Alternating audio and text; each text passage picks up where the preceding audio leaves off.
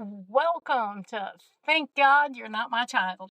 Remember, it's a comedy podcast where I talk about whatever I want to. And this week, we're going to talk about, well, first of all, we need to talk about something that happened to me when I was in Frisco, Texas. Yes, Frisco, Texas has been in the news some. And I think I understand a little more. So this is what happened. I'm in Ross with my husband. He's addicted to Ross. Maybe I am too. Anyway, so we're in Ross and I've got the two new knees, so I walk really slow and he's going to check out and he's checking out a couple of things. Oh, I got this really cool Spider-Man jersey shirt. We're going to go to what happens. So I decide I'm going to go ahead and start walking out because odds are he's going to catch up to me before because I'm slow. So this is what happened. This lady starts backing out of her parking spot. I noticed that didn't see the car, and she was fixing to back up into a car. So I'm like going, no, no, no. Well, she didn't hear me. Crash. She backed into the car. She gets out. While she's looking at the car, I make eye contact with a 7-8-year-old in the back, and I was like, shucks, because you know what?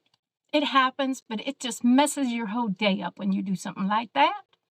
So the lady looks at me and she goes, oh, well, there's no damage. And I went, her fiberglass is all busted up. There was damage. There needed to be some insurance changing.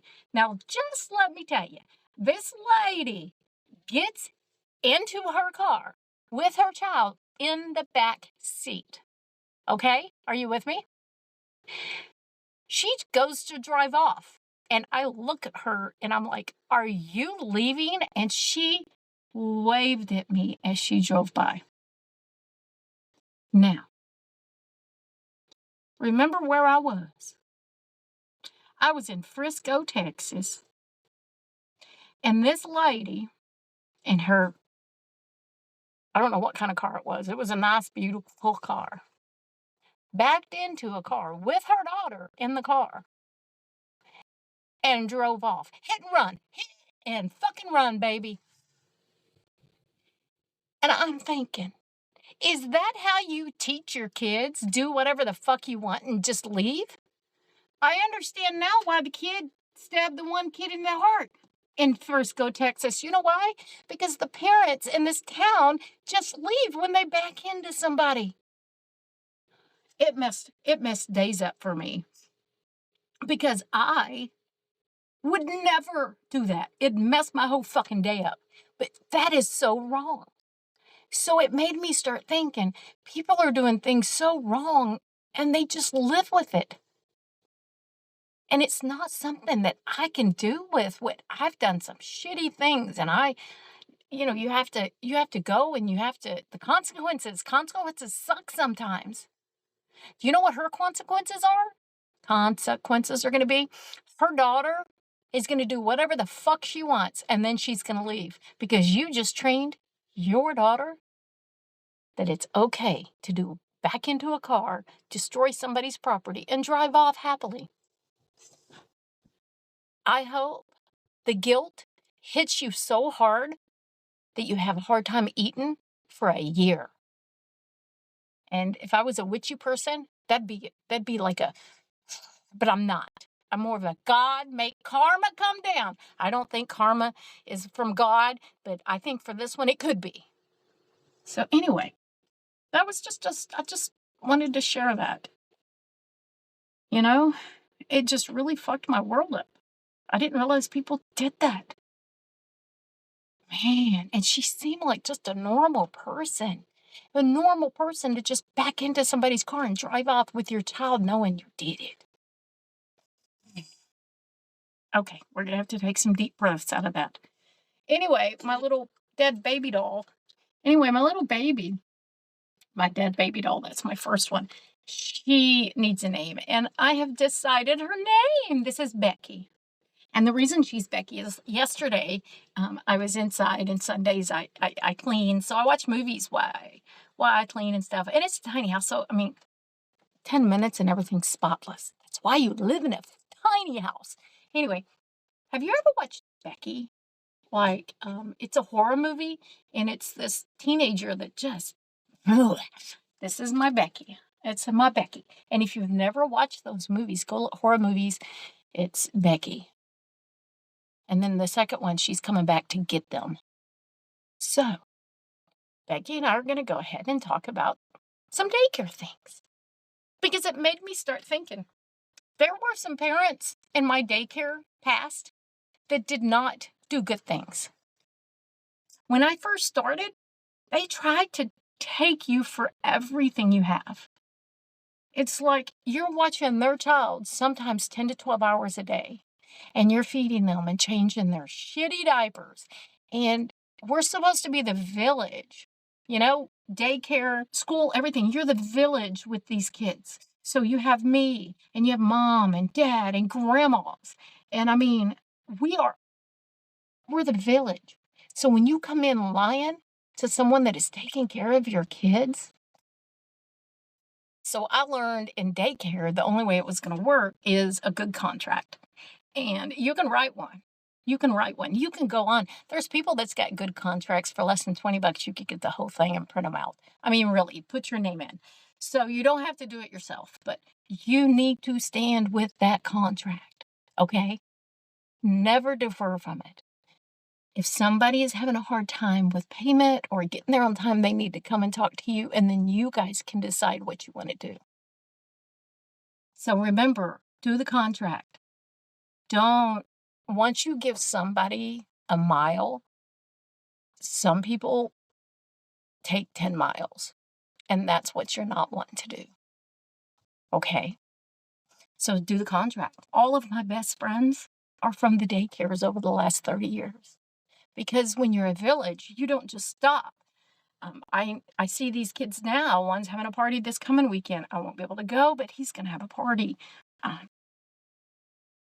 got one fixing to have a baby, and I had her when she was an infant. Like, I held her at 41 minutes old, and she's old now, and she's fixing to have her first baby. We're the village. So when you're looking for a daycare, I would suggest you look up for one that you want to fucking stay at. Because daycare jumping is not good for your kids. It's just not, And our kids are what matters. That's our future. So if we're the village, that's what I was saying. So we're going to start with contracts. Oh, Lord, let's not even talk about the village of the laundry and the shoes. You know what I mean? As a daycare provider, lots of clothes have to be changed. Especially if you like to play in the dirt and the mud and the water.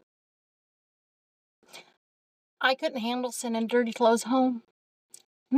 And I love doing laundry. So you know what? I think the way the village needed to work was I needed to have enough clothes that if they needed to change, they could change. And then I would wash their dirty ones, and put them in their cubby. And I also asked for extra pair of shoes because I may have to wash the shoes too. Because we were a play-based, we're going to go out and get muddy and all. We also this is my job to let them, they need to know how to use a pencil, a crayon. When they start kindergarten, they need to be knowing these things. You might not want to sit down and do it, but they have to know these things.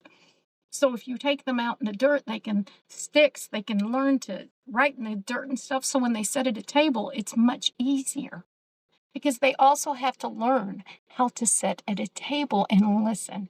Now, it's not going to be easy because I go to Sunday school and I still color. Listen, I'm 55 years old and I color during Sunday school because I have to do something or else I'm going to just lose it.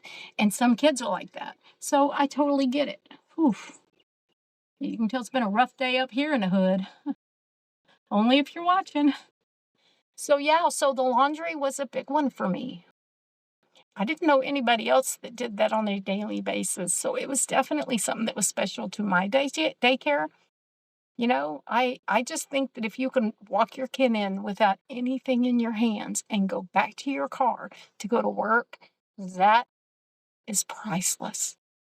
So that's That was one of my big ones. It's my job. I Being the village, I did have single parents that had one kid every once in a while. And so, you know what? If that kid really liked lunch and I had leftovers, maybe I'll send enough home for both of them because we're the village. Do you do too much? Absolutely, I did. I did. Do I regret it? No, I don't regret it ever because loving on those kids and helping those parents, they made me who I was, who I am. So, yeah. So, let's be that fucking village, you know? Listen to your daycare providers because you just never know. Your teachers, too. Everybody's got their own shit, and then we go to take care of your kids. So don't make it harder on us. Remember, you have to find the village for you, not I wasn't the village for everybody. But the ones I was a village for, yes. Remember that. Just because we're daycare providers does not mean that we're in competition.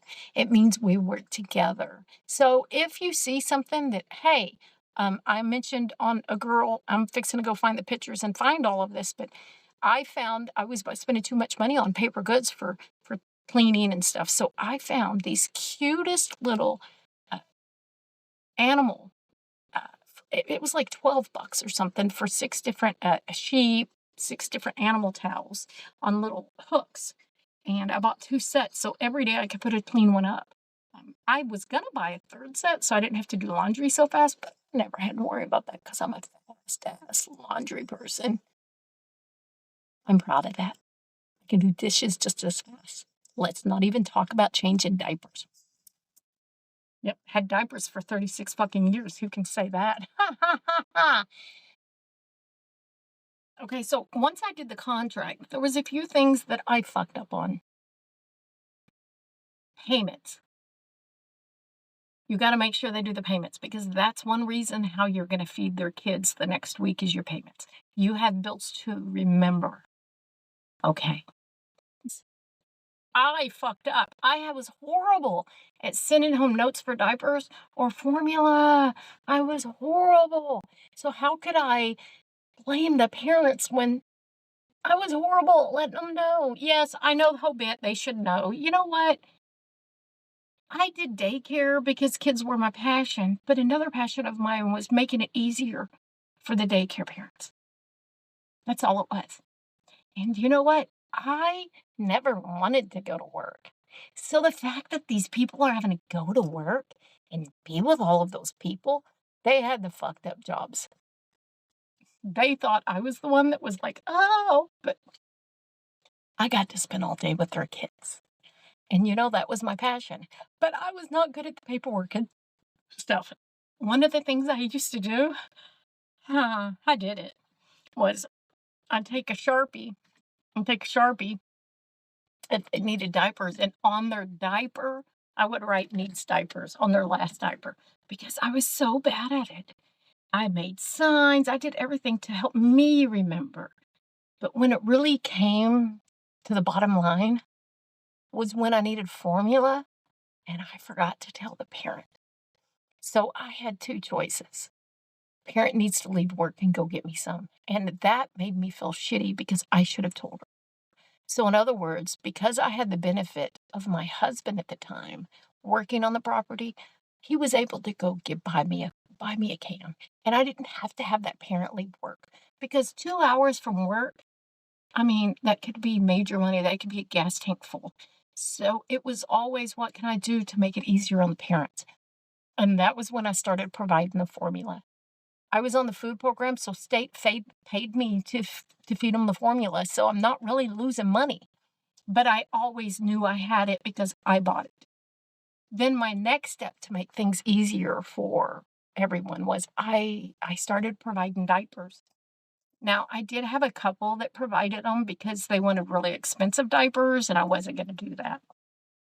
I normally bought like Walmart brand was a really good one, Parents' Choice. And that worked for just about everybody. But I did have a couple that wanted different ones, and they brought them, and that was okay. But I did offer. Now, the formula, I bought whatever they needed. They always had, I went by colors. I'd buy the purple for the purple, yellow for the yellow, blue, whatever they needed. So, because it made it easier on me and the parents. That's because we're a village, you know? I also didn't like to have the parents do a whole lot with their kids at night, but I liked them to do things with their kids at night, but I didn't want to send things home, like homework, because they're preschool. But I did have a few things that I like to send home, like I could do baggies with a bag of letter C things that the kids go find me. They would collect letter C things if we were learning the letter C or whatever, and then I would let them take that bag of letter C things home with them if they wanted to for a while to bring back. And it always helped them learn the letters because they had to pick out, like B for blocks or C for car. A lot of cars went home. And they all came back because we're a village. We work together. If a kid's too picky, the parent needs to know, we're going to attempt to get this child out of this, but I don't fix special meals. Now, let's just say Johnny comes in and Johnny's favorite meal is chicken nuggets and french fries. Okay, we're going to have some chicken nuggets and french fries. Maybe his first day to make him comfortable with all the other stuff you have to have, vegetables, fruit, milk, the whole bit. We're not going to have it every day, but I did like to do the first day, some of their favorite things on the first day to keep them comfortable because we're the village. We're the village. And that's when your daycare have made it, when you're working with the parents to raise the kid. That's what we're doing. We're not just sitting there looking at the kids playing games or TV. We are raising these kids. It is our job to help the parents teach the kids to potty train, teach the kids to wipe their butt, wipe their nose, zip their jackets, tie their shoes, if possible. Sometimes that's a hard thing, so daycare doesn't always get to help with that. But it's our job. That's our job. That's what you do when you start a home daycare. So when I make a TikTok or a YouTube going as a daycare provider, I love it when people answer because I'm only one. I'm one retired daycare provider. And I have a lot of ideals and I did things different. Wait till I do one how we did preschool. Because I did preschool with books. So every week we had a different book. And I'm telling you, from the wonky donkey to sticky stucky stick, I can still remember the fun things we did. Becky, I won't wear another hat like this because I don't think you're really liking the hat. And if you're not watching, Becky's not liking my hat too much, but sorry. So yeah, that's my village now. That's all the village I have. So if you would like to send me baby doll parts, it's P.O. Box 218, Clayton, Oklahoma. Yeah, go search for it because I got a foot in this. And this would, Wolfie, the dog, tore this up. So yeah, okay. Cutoff time. I never had a cutoff time. I thought it was stupid. But then I would have kids come in at almost lunchtime and they've slept till 10. And then every child is messed up. And then other kids are going home tired and cranky because the one kid came late. So if you ever wondered why there's a cutoff, it's not just to be mean. Get up, stay in that schedule, and get your kid to daycare early. Keep that schedule. Go to Walmart alone. Go home, take a bath. Take some breathers. Clean your kid's room while they're gone because that's always a better clean. There's always things to do. I just did mine as the village. I wanted to help. I would rather them call me if somebody passed away and they couldn't take the kid to the funeral or something because I would rather a kid come to where they know than to go to somebody they don't really know. So yeah, sometimes we would, as a family, keep them overnight if we had to, just to help because we're the village. We're the fucking village. And I still have them in my village. I'm just not seeing them all the time. So when you start a home daycare, it's not light. This is heavy. Because even though we love them and they become family, they're still not our kids. And there's special things we have to do. And that's why this whole name of this podcast is Thank God They're Not My Child. And because that's something I used to tell them because when they misbehaved, It wasn't thank God you're not my child. It's thank God you need to thank God you're not my child. And the whole point was because my kids, I would have done different. I mean, my kids, if you're going to talk back, you might have gotten, but you know what? They're not my kids, and you don't touch your kids. You don't touch other people's kids. You have to figure it out. And if you have a home daycare, you know that. You know that. And so now you understand a little more about thank God you're not my child. Of course, not being in daycare anymore, it makes me, that's why I've started saying, thank God they're not my friend. Thank God. Thank God that lady that backed up into the woman doesn't live in Clayton, Oklahoma, because I don't want her to be part of my village. Somebody that dishonest doesn't need to be a part of my village. So remember, when you start at daycare, you're becoming a village with different families. And it's hard to find the good families. You're gonna go through good families, and you're gonna go through families that you're questioning whether they were there or not. Go back and search for the episode of Red Sofa Problems, because I still I know that mother, and that mother, I think's had 3 more kids, I think, and she's doing daycare now. And I can let everybody know that she walked in my house cussing at that kid around all the other kids and dragged her son out by the arm and the daughter, and now she's watching kids, or maybe she changed. But when you look for a daycare, you're looking for somebody to be part of your village. So don't take it lightly. What do they do while the kids are there? Do they play with them? Do they sit on their phone? I did take a lot of pictures at the end. And looking back, I remember a friend told me, "Why are you posting on TikTok like that?" And then I realized that it really wasn't a TikTok I posted, it was one that came on late. Sometimes the internet, you'll push post and something won't go, and then it goes. And I realized that some of the was showing up during the day, which just looks bad. And it's really nobody's business. And I get that. But if you're watching kids and they think you're on the internet while you're watching 9, 10 kids, what are they supposed to think?